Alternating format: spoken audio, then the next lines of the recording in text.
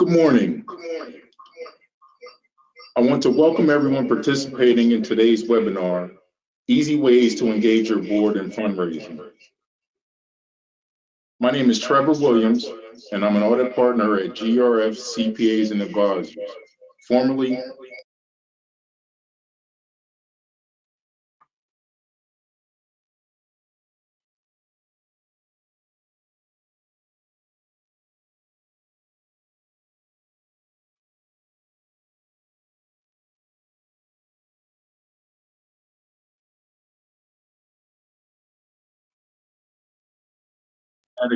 immediately following the webinar.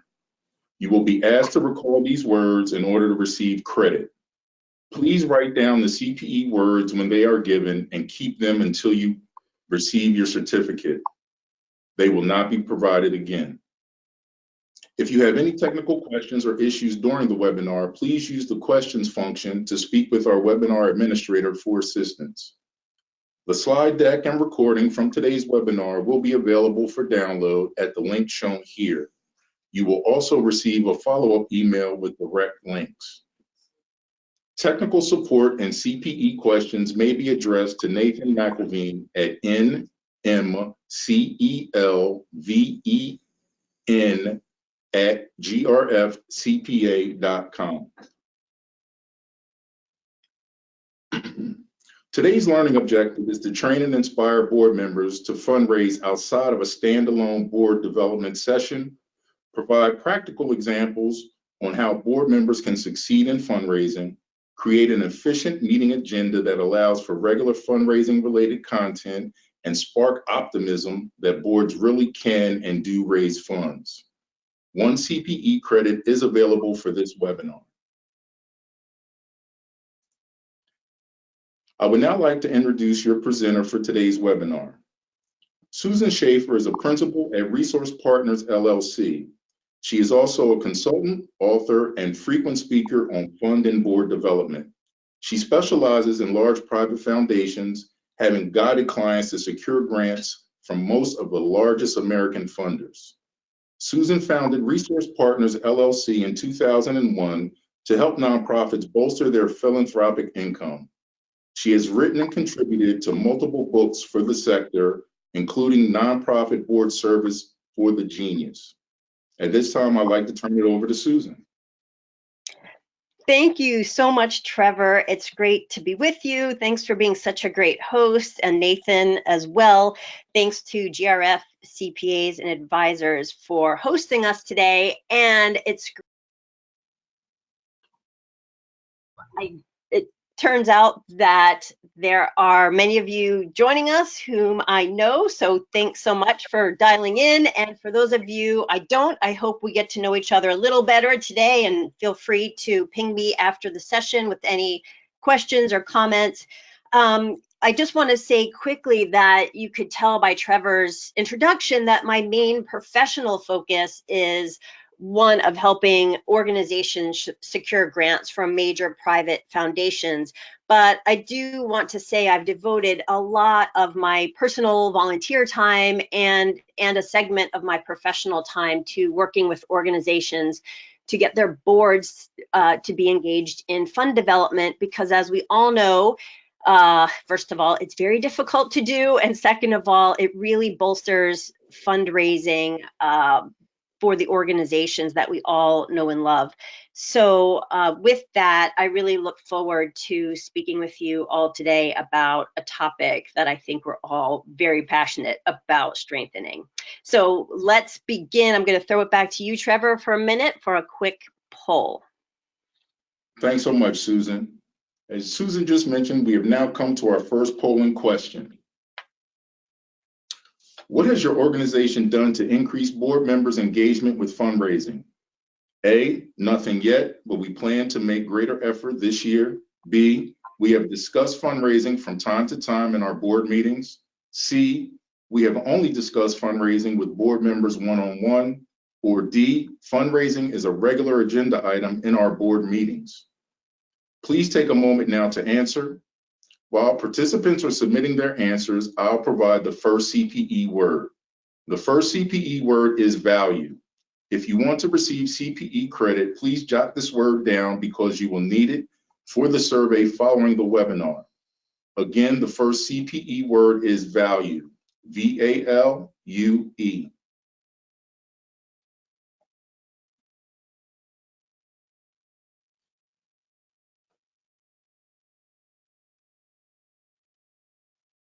Okay, Susan, it looks like the majority of the respondents have responded with B. We have discussed fundraising from time to time in our board meetings.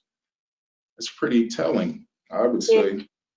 I agree, but I also love that that practice is going to help you build upon the information we talk about today. And I love to see that not too far behind that is that fundraising is a regular agenda item in our board meetings.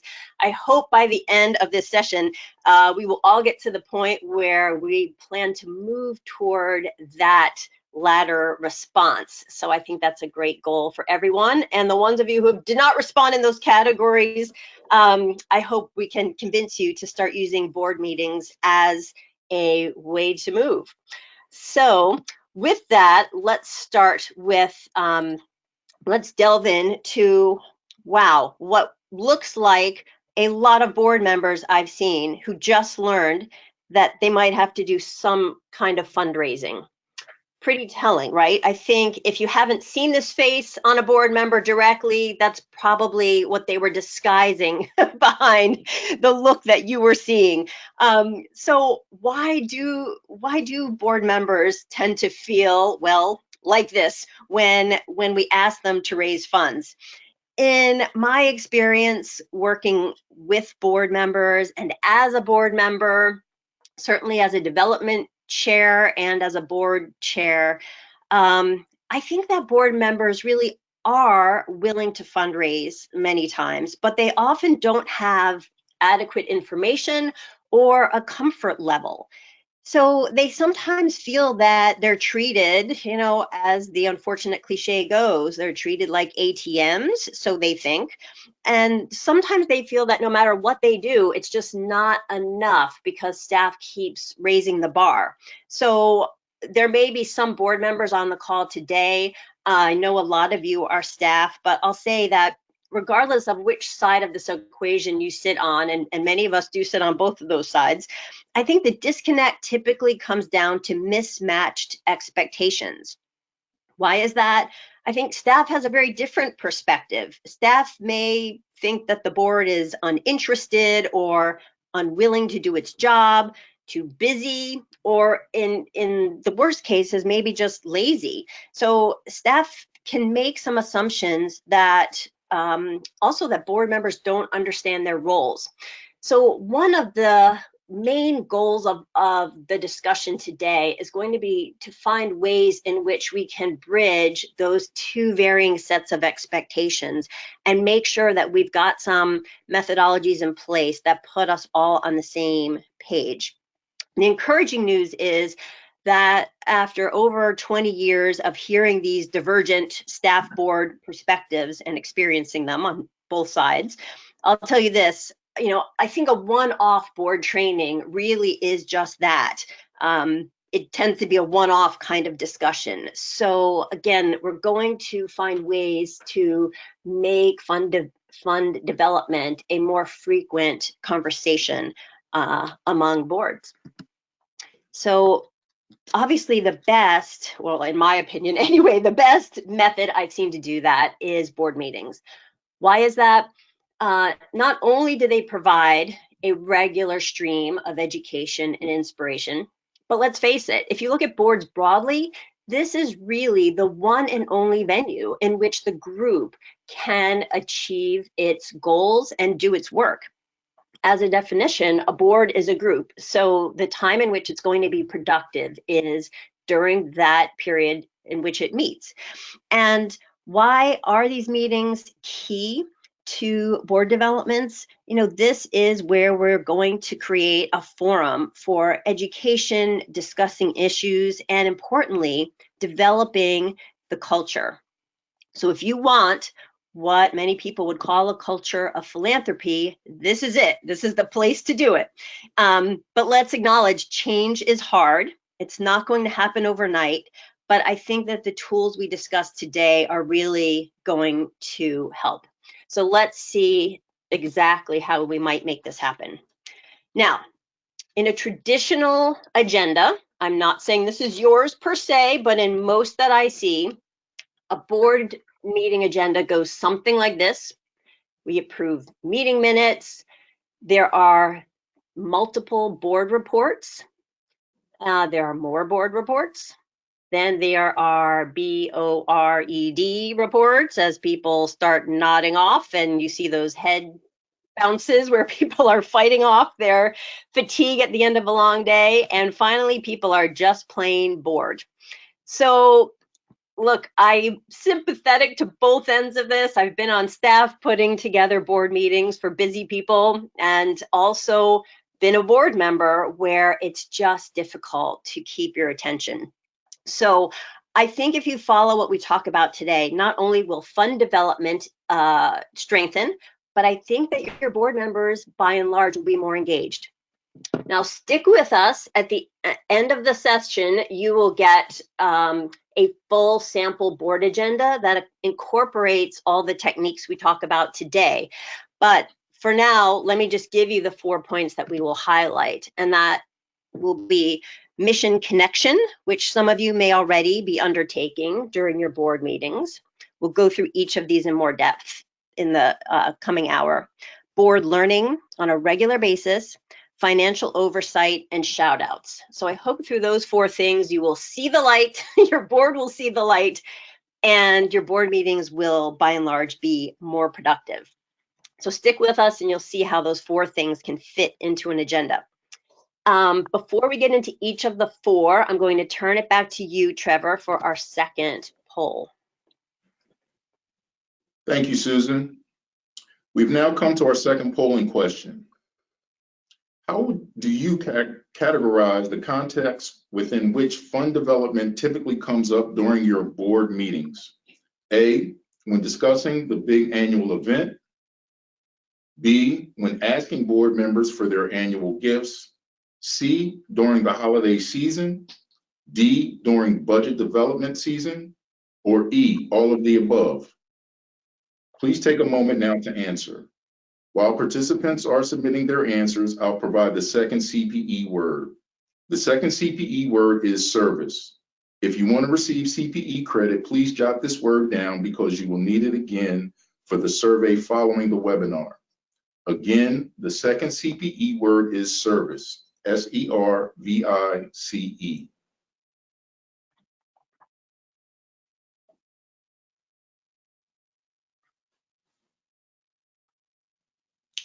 Okay, the results are in, and it appears the majority of the respondents have selected option E, all of the above. Terrific, thanks. I like this group already, but I will say if you're not doing all of the above, it is absolutely within the realm of normal that for busy staff and often very busy board agendas, that fundraising really fits into the agenda when it feels urgent. So my hope is that in addition to all of the above, we are able to start fitting in board conversations related to fundraising during seasons that are not typically equated with fundraising. So let's jump in with our first topic, which, as we mentioned, was mission connection. And again, this is something that if you're conducting any of the things we're talking about today, mission connection may be something you're already doing. So I hope to give you some ideas on how to integrate this into your board meeting in maybe a different way that you've been conducting it to date. It's worth saying for any of you not doing this that keeping your board connected to the mission is really essential. If you keep it in front of your board members on a regular basis, they're more likely to keep top of mind the reason they spend time volunteering, which will make them more engaged, and also give them a very tangible reason to provide financial gifts themselves and also to be inspired to go out in the community and solicit gifts from others. So let's talk a little bit about how this can integrate into your board meeting. So in terms of action steps, I think that it is terrific to start board meetings with some kind of mission moment, as I like to call them. And it can be 5 minutes, it can be longer sometimes if you like. The most basic way to get started can simply be one of asking each board member to go around the room and share the reason why they joined the board. It sounds so simple, but if you haven't done it before, it can really provide a very moving or unexpected or personal kind of connection between board members. And again, just remind everyone why they're in the room. But you don't have to stop with that one exercise. There are all kinds of ways to do it. A second one that might be more obvious, but you can really play on is the idea of exposing board members to programs, and that involves either bringing the program to the board members in a board room setting, or occasionally bringing board members to a program or an office even. It may sound so basic, but it's just stunning sometimes how many board members have truly not been exposed to the core of a program. And again, it makes a big difference. If you don't have time, you think, to bring board members on site where you might do work, then consider doing it once a year for an annual meeting and make it really special. Again, I think it is critical to do this at every single board meeting, whether it is something brief in the mode of an icebreaker or something a little more extensive like we just mentioned. And the more creative you can be, the more memorable the experience, and it could become a story that your board members start talking about with potential donors. I'll give you an example of a board in which I served that that in part houses some adolescent boys, and as part of a workforce development program, those boys were taught culinary skills. So they came in one night to talk to us with their chef mentor at a board meeting, and in addition to talking up all the fabulous things that they had done related to not only cooking, but shopping and learning to budget and all of the other terrific skills that came with that experience with a experienced chef, they also rolled in a tray of dinner for all of the board members to taste. And I will say it was one of the most delicious meals I had had all year. So I will tell you, I went out in the community and told everyone I knew about that incredible experience. Having lived in a city that has lots of great restaurants, that meal was up there at the top. So if you can find ways to really incorporate your board members into your mission in varied ways, something is bound to stick with them. Susan, I think that is a great example that you just gave, and I really like the action steps that you provided to us all. And I really think that, you know, having boards or board members be engaged in being able to implement these action steps, I think it not only becomes more personal, I think it will definitely increase inspiration, motivation, and actual engagement. I really love these steps. Well, thanks, Trevor. I will say, as a board member myself, I just can't say enough about how motivating it is and what a great reminder it is to start a meeting this way. If you're not yet convinced, I want to give you a little taste of what it can be like to go through the approach we're usually hearing in board meetings and the approach I've just suggested, which will hopefully give you another idea. So on the left, we've got a picture of what a board meeting might look like with an old, you know, the traditional approach. And it might go something like this. Welcome, everyone. Let's get started. Has anyone had a chance to review the minutes from our last meeting? Oh, no one has? Well, then let's have our secretary read them out loud to us. All right. I might have been exaggerating that a little bit, but let's admit, most of us have been at board meetings where board members have not done their homework, so to speak, and we spoon feed it to them.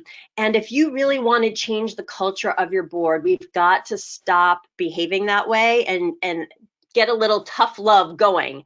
And that might be difficult. I'm happy we can talk about this in the Q&A part of the webinar, or you can contact me afterwards if you'd like. But there are ways to get your board out of that rut where you're spoon feeding them information, particularly if the alternative is something like this somewhat silly looking picture you see on the right. But I'll say I have seen corporate executives that you would never think on a stage dancing, doing something like this. So how's this for a new approach?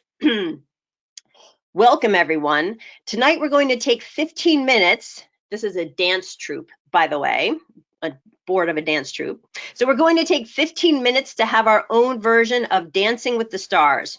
One of our dancers, Natasha, is going to lead us through a short routine that's part of the larger performance that's going on this week.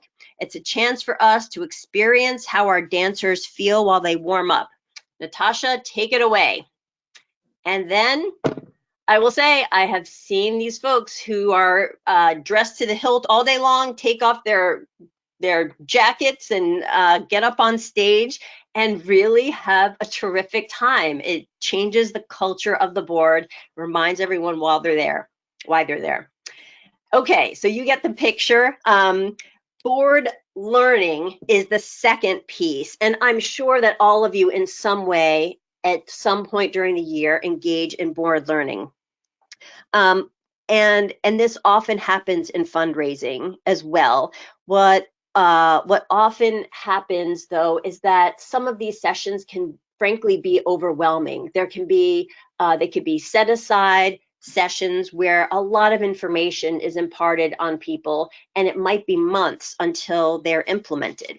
So let's talk about how we can transform those kinds of ad hoc learning into something that really helps board members take action very quickly. Our action steps here become ones of educating gradually.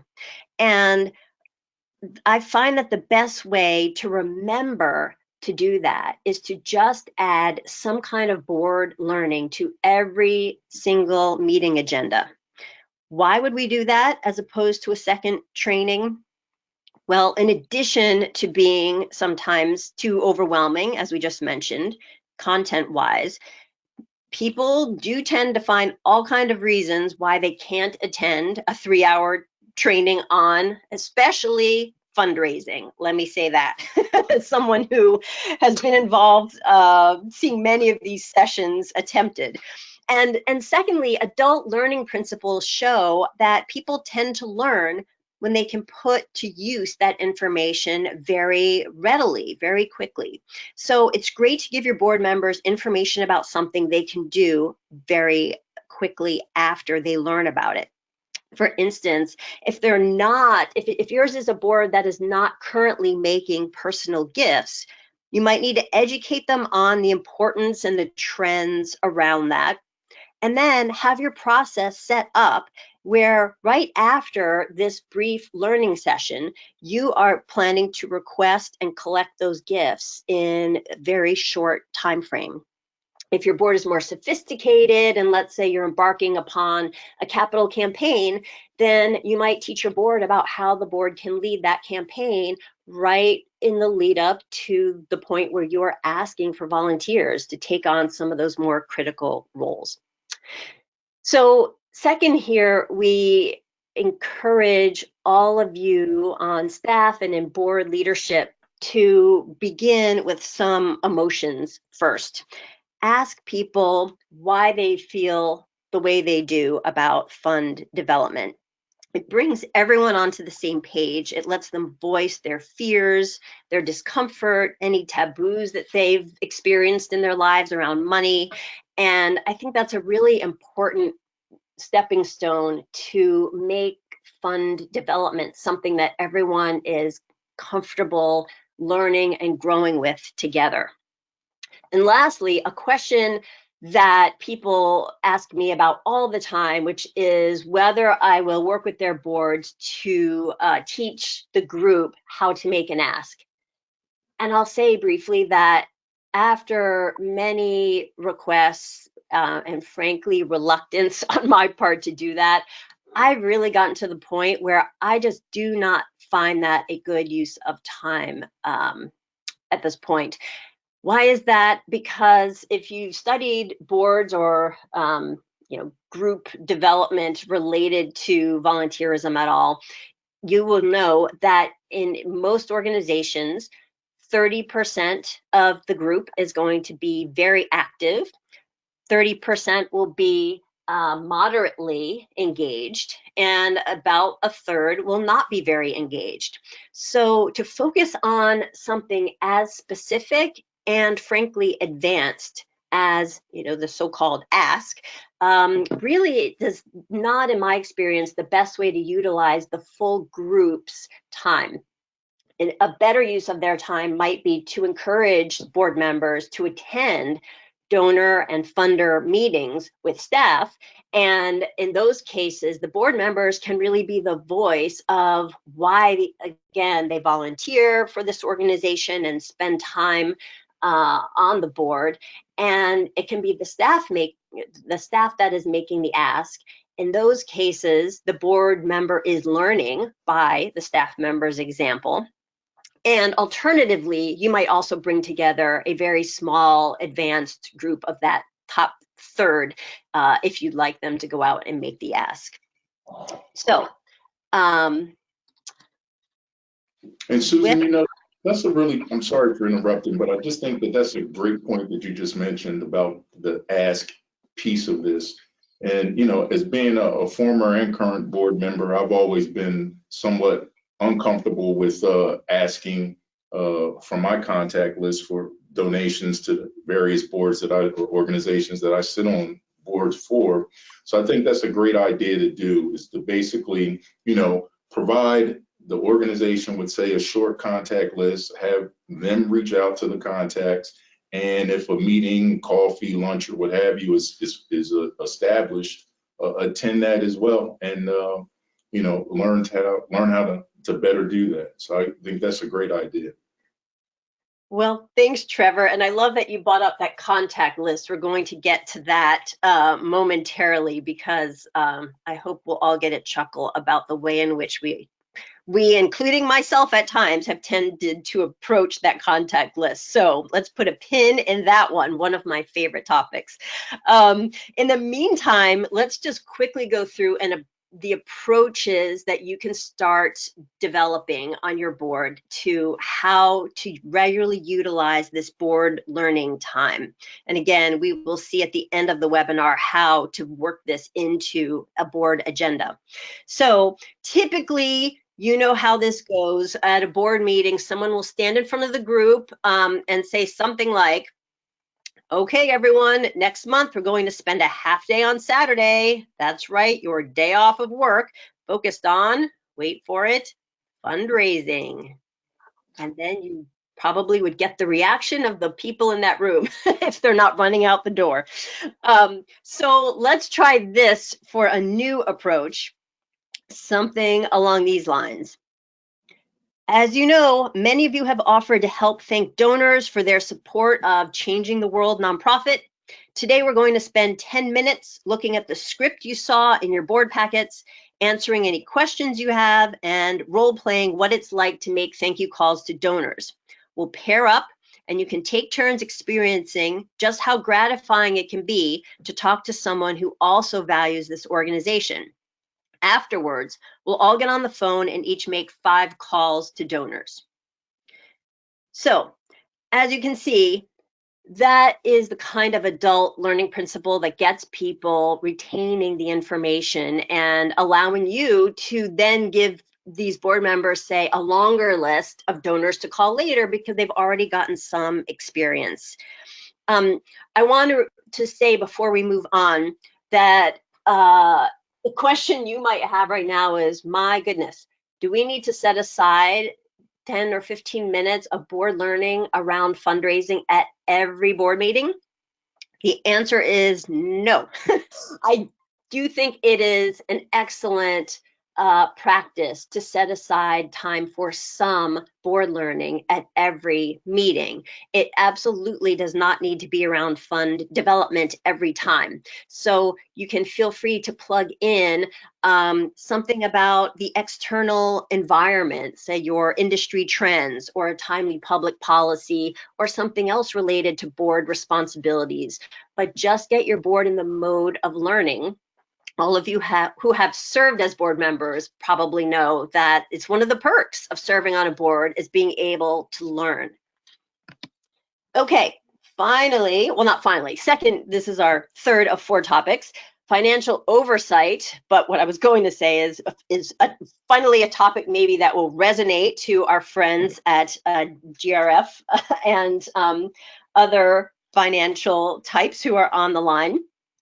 So I think it's no surprise that financial oversight should be part of your meetings, but let's talk a little bit about how we can overcome the struggle to gain traction so that the majority of the folks on your board not only understand your finances better, but can relate those to how they can help you secure your bottom line. What we'll do here is use the budget as a blueprint. Now, in the second bullet here, you'll see that we're going to work toward competency in all of the areas in the finances because let's be honest, even those people who come on to nonprofit boards from the corporate sector and know those financial statements very well still have some learning to do in terms of the difference between the corporate and not-for-profit financial statements. So like in our board learning section, our goal is going to be one of including a short amount of time led by the treasurer that can be spent learning about key areas of finance at every board meeting. Because let's remind ourselves that creating and monitoring the budget are both key board responsibilities. And what we want to do is, just as we talked about a moment ago, have opportunities that are timely, related to topics that the treasurer would otherwise want to discuss. When they relate to fundraising, we want to highlight them and talk about them as they pertain to that timely issue. So let's look at the next slide and give you an example of where we might do that. And in my experience, talking about the budget is the best way to get board members understanding fundraising better. Why is that? Because if you look at this simplified budget in blue, the revenue section of your budget is nothing short of an abbreviated development blueprint. So for the year, you can see exactly how this organization plans to collect its philanthropy and whether or not your organization has a very built out annual development plan. Let's face it, this is it. This is the seed of that discussion. So it's important to look at revenues during the creation and the monitoring of the budget and ask probing questions that get at board member responsibilities. So things like, are the revenue streams diversified? Are there other revenue streams that we might be missing? Are there revenue streams that we should strategically increase? And what you see on the right, and again, in a very simplified form, is some detail where, for instance, if your board is talking about the event, the special event or foundations, that you are pulling out the relevant detail and taking time, whether it's the treasurer or a fundraising chair or a development staffer, that someone is talking about the way in which board members might plug in to this piece. Now, this sounds like something that many of you and your boards have done before, but I think the key is, are you discussing it as a part of the financial monitoring process? It starts to really tie things together for board members when they can discuss, say, the tickets they are required to sell for an event, under the auspices of getting our organization to its total fundraising goals. It also has that added effect of really helping board members understand the fundraising responsibilities and the finances, which, as we all know, tie together so well. So this is a simplified piece, but you can imagine that there are examples all over your financial statements where board member involvement can tie in, fundraising wise and otherwise.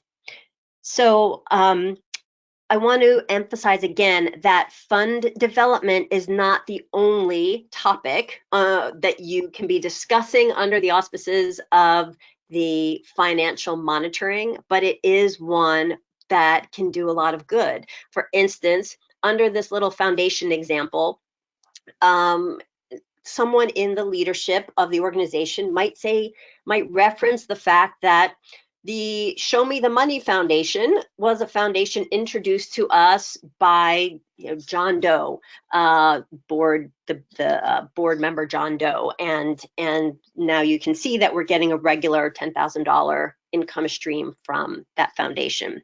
So this information might take place during a formal board learning time if it's an extended topic, but I think it fits in really nicely during a treasurer's report or other time that the treasurer has on your agenda. And Susan, if I may, I just wanted to interject as the accountant as part of this the webinar today. One thing I think that needs to be added and discussed as far as the board learning is concerned is, as you may be aware, there are some new revenue recognition standards that nonprofit organizations will be subject to starting in 2019. And I think with those revenue recognition standards, some of the budgets that board members may have seen in the past, they will change as a result of the new standard.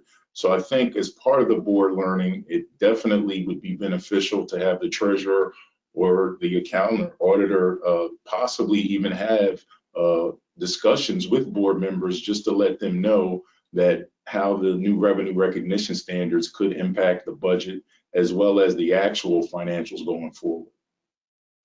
Absolutely, and that's a perfect example of how you can plug in other timely topics with the fundraising piece when relevant. So whatever is top of mind for your organization related to finances can be plugged in so that this report, so to speak, is not just a reporting out, but a discussion of what board members should know, what questions they want to ask, and a highlight of the most timely topics. So great point. Thanks, Trevor.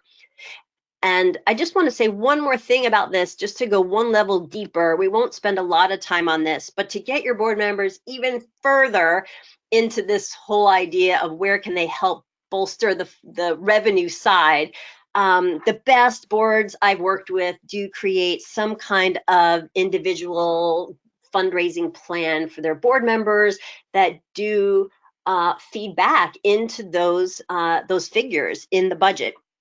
And it is worth saying, and we can talk about this in the Q&A or later if you want to ping me, but it does take some, ideally, staff and board work to make sure, of course, that once these plans are created, they are followed through upon.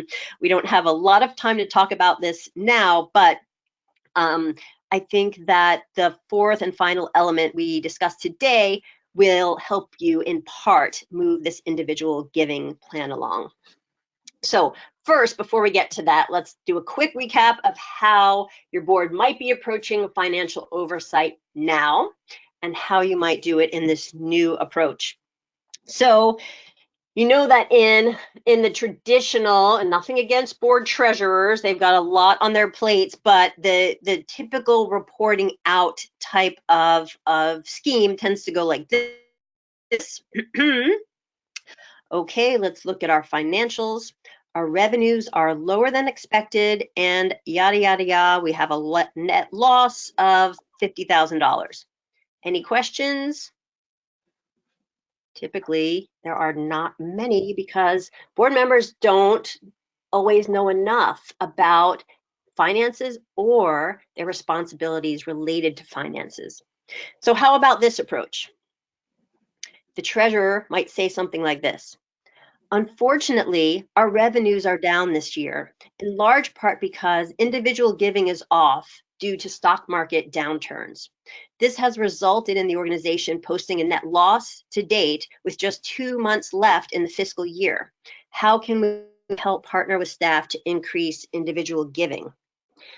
By asking that question and developing a culture where board and staff recognize that they've got to work together to find approaches that work for both of them.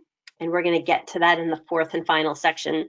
You might come up with some plans around challenge gifts, or other pieces we'll talk about momentarily. But you do see here that the tone has evolved from one of reporting out to one of engagement and seeking to find solutions in the moment to problems that exist and getting board members to engage and discuss and solve them together.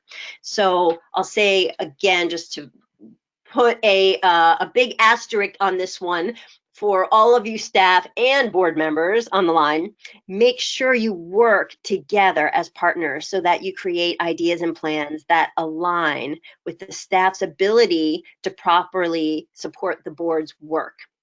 We'll get at that, the specifics in our last section here. Okay. And before that, I think we've got our poll question number 3. That is correct. And before we get to the polling question, I just wanted to add one thing that you said, Susan, with regards to the financial statements. I think it is key that the organization get an idea from its board just what type of financial information they're looking for. As we all know, some boards are more sophisticated than others. And with that being the case, I think it's definitely beneficial for the organization to know what are the key areas or key items in the financials that the board is concerned about. And with that being the case, I think they need to customize those financial statements to meet those needs of the board. So our polling question number 3. What does your organization currently do to inspire fundraising among board members? A, board members are educated in our financials and fundraising goals. B, we set up personal fundraising plans for board members. C, we treat our board members like donors and acknowledge them as we do our donors. D, we struggle to find effective ways to inspire board member fund development. Please take a moment now to answer. While participants are submitting their answers, I'll provide the final CPE word.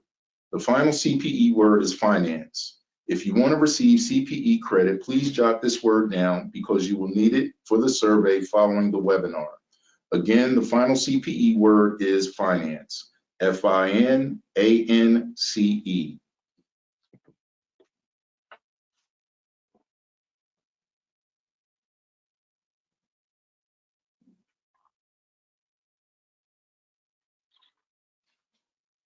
Okay, it looks like the majority of the respondents went with A. Board members are educated in our financials and fundraising goals.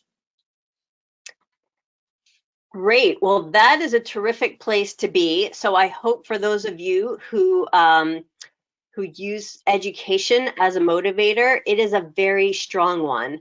I hope that we can give you one more way here in our waning minutes to inspire your board members, especially for those of you, many of you who also answered that you're struggling to find ways to inspire because it is a difficult job.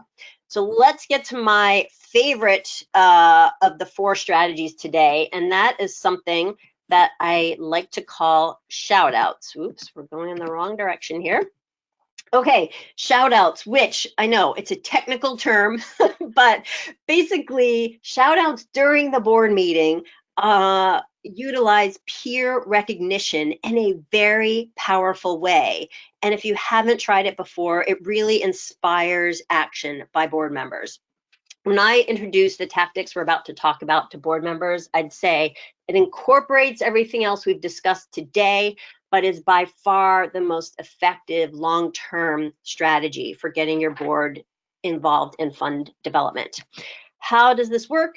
We're basically recognizing board members' financial contributions, but also their other development-related contributions.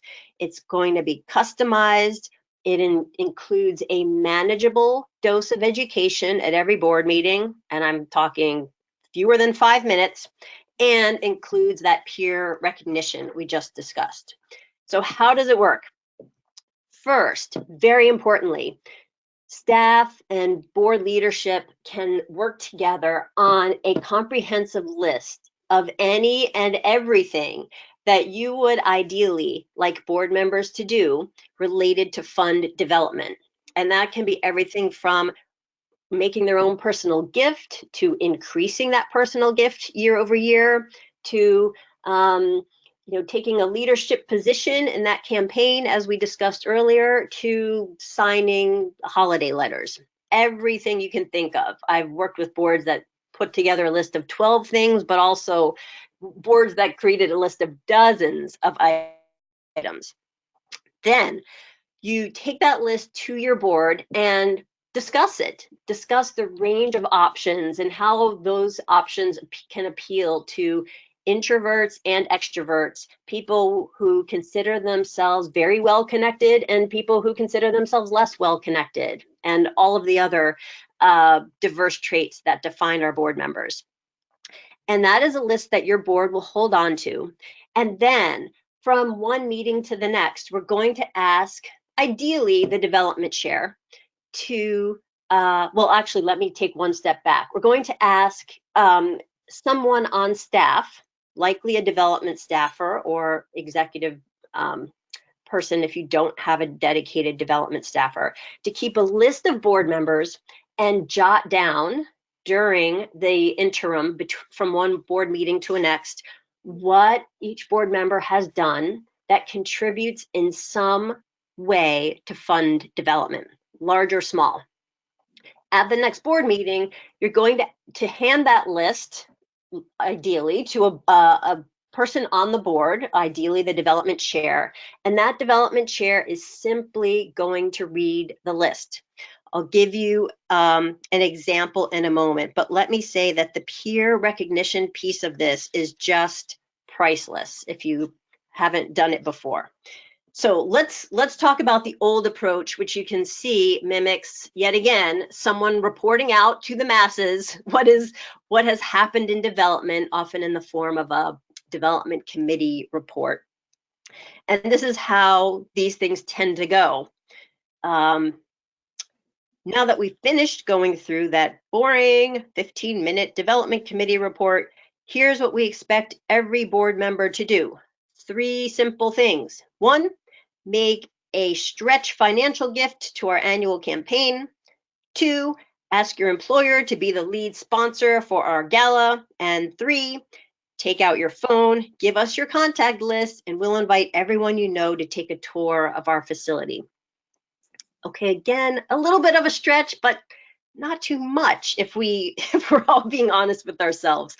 So let's quickly move on to the new approach, which is to say, hey, everybody, and this is, again, in 5 minutes, read by the development chair.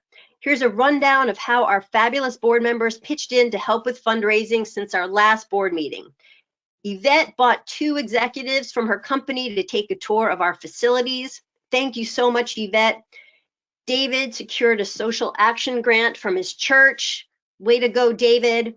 Maria increased her personal gift from last year by 50%. Maria, we cannot thank you enough.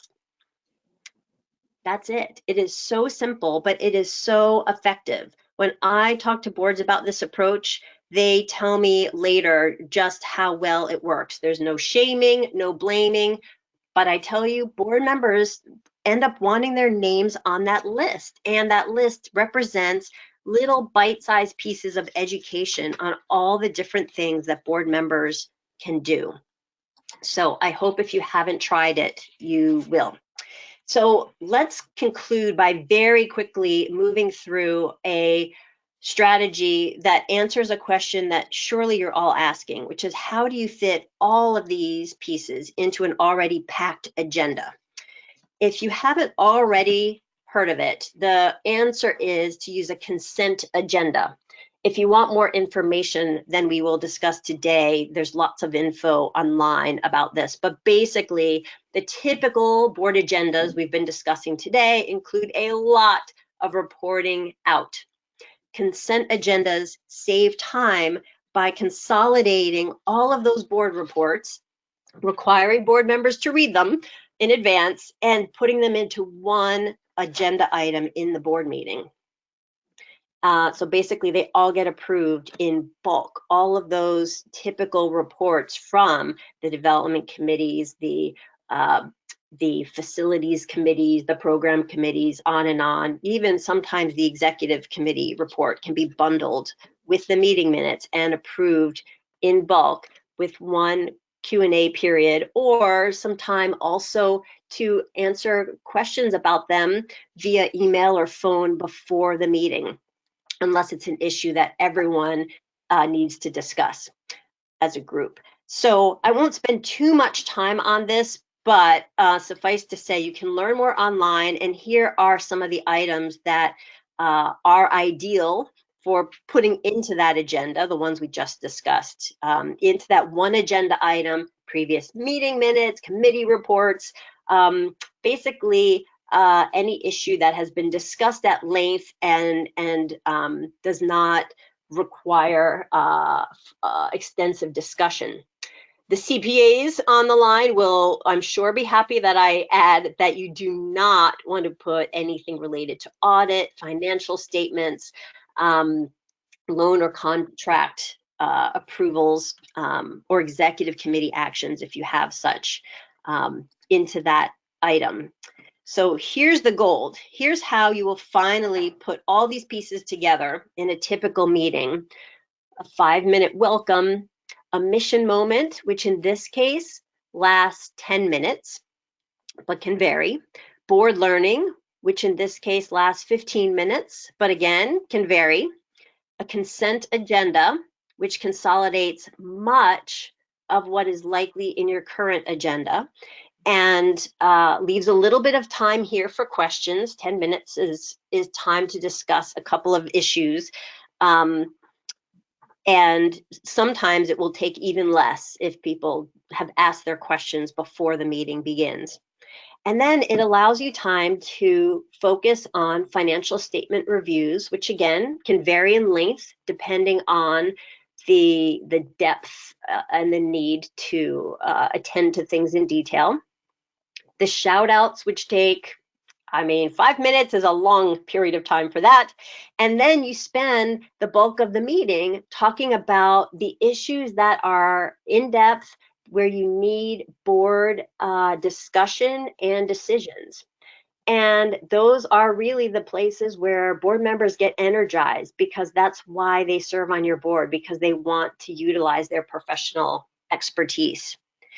So I hope that you will take this sample agenda and start adapting it to your meetings.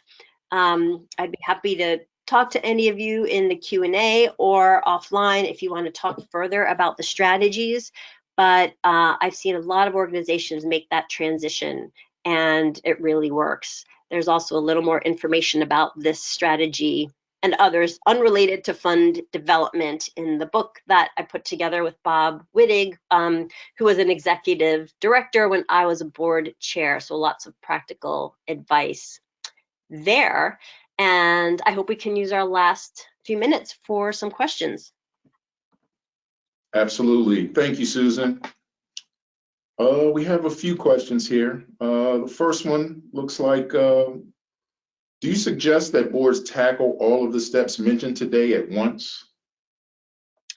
That's a great question. Different boards have different ways of going about it. I will admit, I'm a big fan of getting boards into all of these habits at once. Yes, it might seem overwhelming, but in most cases, the biggest transition will be one of changing that agenda to a consent agenda, which there are a few boards that should not move to that consent agenda, particularly startup organizations.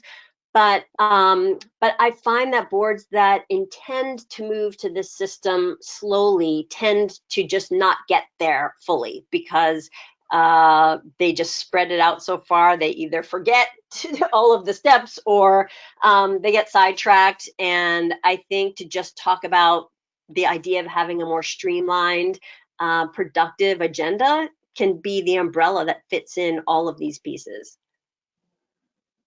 Thank you for that. Looks like we have time for one or two more questions. I have one here.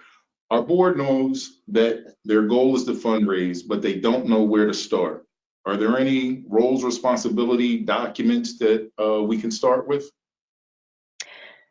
Yeah, it's another good point. There are lots. If you look online, everyone's got their own kind of approach. I'll say that the ones that Bob and I included in our book basically include making a financial gift. Two is serving as an ambassador, and and three, just kind of communicating stories to the people in your circles that communicate the things like I mentioned earlier, that plant the seed for development. Things like that group of young men who created such a delicious dinner and had learned all of those skills that are providing them workforce development. And then, being the ambassador, you eventually invite those people who have heard those stories to events, and hopefully they end up eventually being financial supporters. So it begins a chain of events that I think begins with those couple of core responsibilities. Okay, let's try and fit one more in before we conclude today. I know most board members don't read the information we send them in advance of the meeting. Once we cut individual committee reports out of the board meetings and move toward a consent agenda, how do we move the board to actually read the reports we send them in advance of the meeting? Yes, this is something that can take a little while. And I think the best thing to do is really just prepare the board members, and it really needs to come from likely the board chair to, again, as we started out discussing today, to set some expectations that we want to make your time here more productive.